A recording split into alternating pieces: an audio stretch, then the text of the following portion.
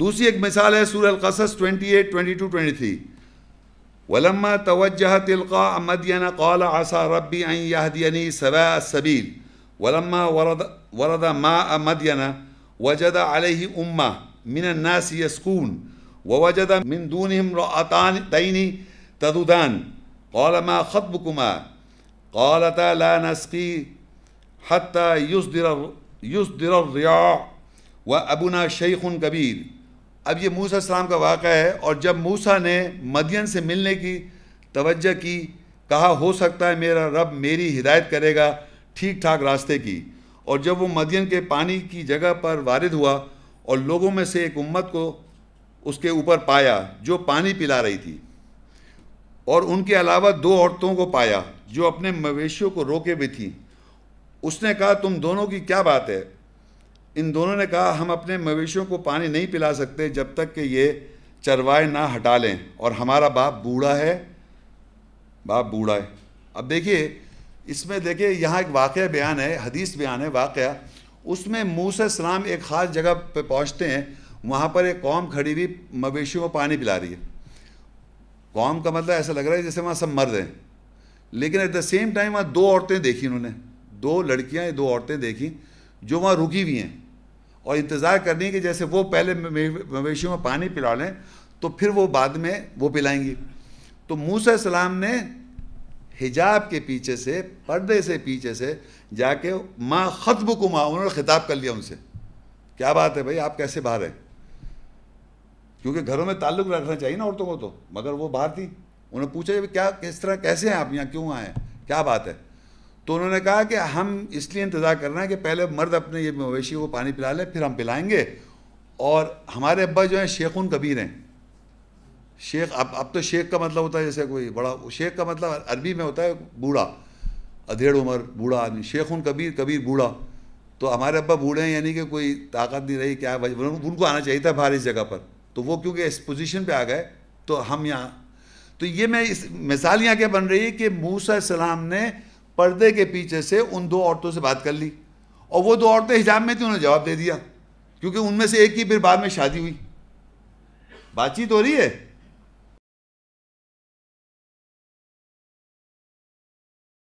سورہ احزاب 33 کی 53.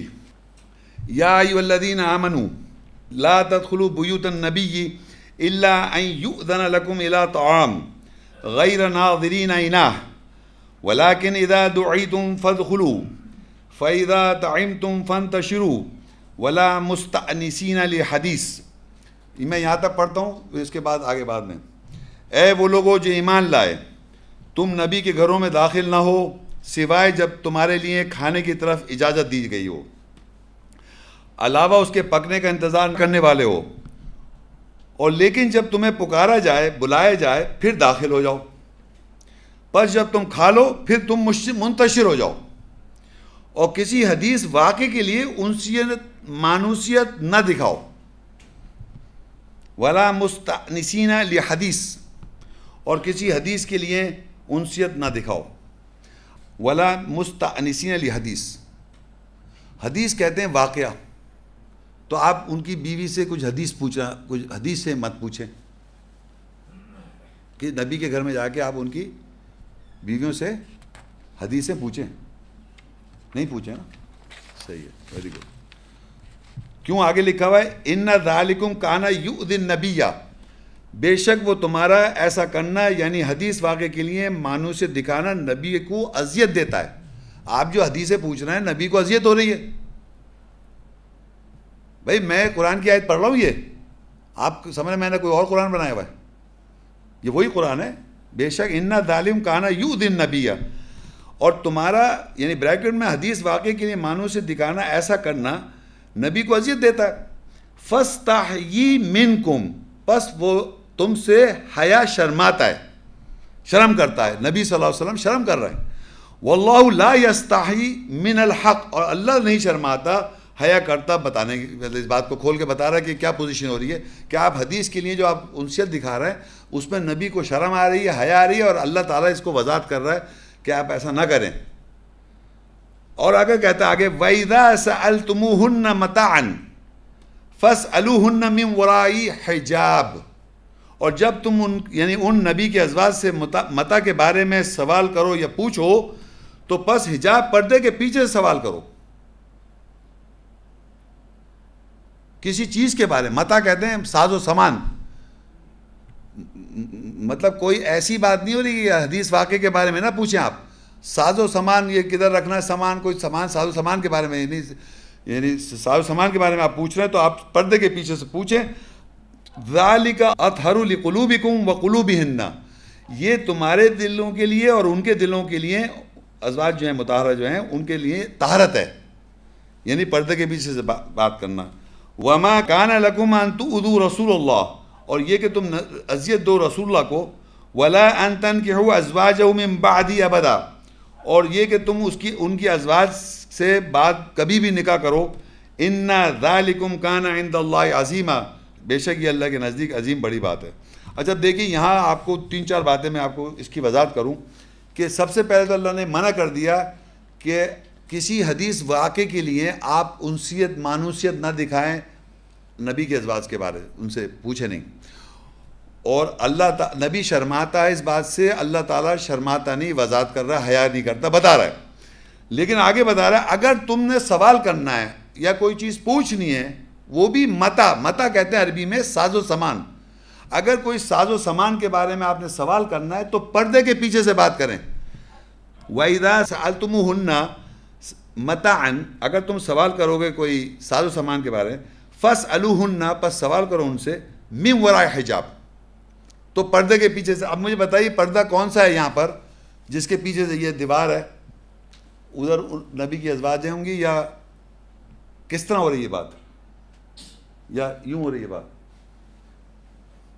بتائیں تو کس طرح بات کریں گے پردے کے پیچھے سے. یہ جو میں نے آپ کو پیچھے بتایا نا سارا, کیسے بات کرنی ہے, کس طرح بات کرنی ہے, کیا بات کرنی ہے, طریقہ کار بتایا میں نے آپ کو, بتایا نا بھی پیچھے. اور عورتوں کے اس طرح بات کریں گے آپ کہ آپ پہلی بات تو ایسی بات ہی نہیں کریں گے یعنی کہ کوئی انسیت والی باتیں, فیلنگ ایموشن جس میں موو ہو جائیں عورت کے, اس طرح کی بات نہیں کریں. ساز و سامان کے بارے میں, فلانی چیز کہاں پر ہے, فلانی کتاب کہاں ہے, فلانا ایک دنیا میں جو ایک رہن سہن کے جو کام کی بات ہے وہ کر رہے ہیں آپ, مگر پردے کے پیچھے سے, یعنی اپنی بصارت نیچے رکھ کے, اپنے آپ کو بصارت سے نیچے رکھ کے بات کرنی ہے آپ نے. عورت کو بھی اپنی بصارت سے نیچے رکھ کے بات کرنی ہے, مرد کو بھی اپنی بصارت سے نیچے رکھ کے بات کرنی ہے. یہ میں پیچھے بھی بتاتا ہوا آیا ہوں نا, تو وہ پردہ آ گیا سامنے. اللہ کیسے کلام کر رہا ہے, کوئی اللہ فزیکل پردہ ہے جس کے اللہ کہہ رہا ہے پردے کے پیچھے, بالکل یہی لکھا ہے عربی میں, من وراء حجاب. یہ اللہ تعالیٰ کلام کرتا ہے من وراء حجاب, پردے کے پیچھے سے. تو کوئی فزیکل پردے کے پیچھے اللہ کوئی بات کر رہا ہے, وہ ہمارے کو حجاب کرنا ہے, اس کے پیچھے اللہ بات کرے گا. اسی طرح ہم نے حجاب کرنا ہے. یہ یہاں پر جو حجاب آیا ہے یہ مرد کا حجاب ہے, مرد بات کر رہا ہے ان کی ازواج سے, تو اس نے ایک پردہ رکھ کے بات کرنی ہے. آپ سمجھ, تو اس سے وہی آگے دیکھیے جو میں بتا رہا تھا کہ آپ نے پردہ رکھا, اپنے آپ کی جو خواہشات ہیں اس کو نیچا کیا اپنی بصارت سے, اس بصارت سے اپنے آپ کو نیچے رکھا. پھر آپ نے ساز و سامان کے بارے میں, ازواج نبی یا ایک دوسرے کی ہم بیویوں سے بات کر سکتے ہیں. ہمیں اگر کسی بیوی سے بات کرنی ہے, ہم آپس میں سوشل ان کانٹیکٹ بات کرتے ہیں, ہماری تو تفریح اور مذاق ہو رہا ہے, بھائی فلانا کر کے کوئی کہہ دیا فلانا, اب تو مذاق تو اب تو بڑے فریلی بات کر رہے ہیں. ہمارا تو حجاب ہے ہی نہیں. وہ حجاب مرد کو بھی کرنا ہے, یہ مرد کا حجاب ہے. یا قرآن مجید میں لفظ حجاب مریم کے ساتھ آیا ہے اور حجاب مرد کے ساتھ آیا ہے اور اللہ کے ساتھ آیا. تو آپ نے حجاب کرنا ہے, بیسیکلی آپ نے وہ حجاب کرنا ہے, اس کے پیچھے سے آپ بات کریں گے. ذالکم, یہ تمہارے لیے, مردوں کے لیے, اطہروا لقلوبکم, یہ تمہارے لیے دلوں کے لیے طہارت ہے. اور پھر کہتا ہے وقلوبہن, اور ان کے بھی دلوں کے لیے طہارت ہے.